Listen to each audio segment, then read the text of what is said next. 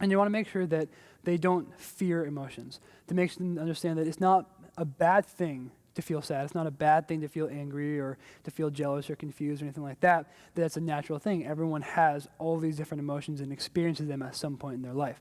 And will experience them again and again. And so that's something you want to make sure that they know that, if they have a negative emotion, that that's not a bad thing. That's going to happen. That's okay. And they'll make sure that they aren't in fear of having those emotions. And kind of my own personal take on this is that I am personally a very empathetic person. And so I just kind of growing up, I remember, whether it was like in church and reading the Bible, you love your neighbors as yourself, that whole thing. And for me growing up, it was a big thing where I really wanted I was very empathetic. I really wanted to understand how people were feeling. And so what I would do is I'd be kind of almost too empathetic or something where I would almost reciprocate their emotions so that I could get to understand them better. And in some cases, that's not a bad thing. That's a way of showing that you care about them, that you love somebody, and being able to bring yourself to their level, but to not let yourself get too involved in it.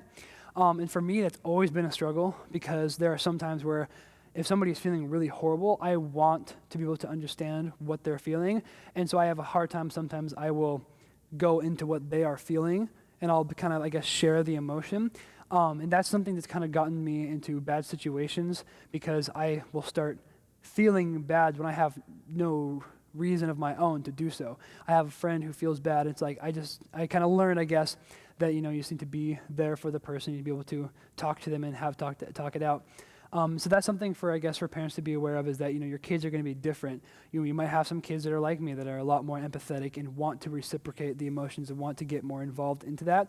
But you also might have kids on the complete opposite of that who, if somebody else is feeling bad or whatever, they just kind of dismiss it totally and don't care at all. So that's something really to be able to kind of understand that your kids are probably going to be different and they can range very differently.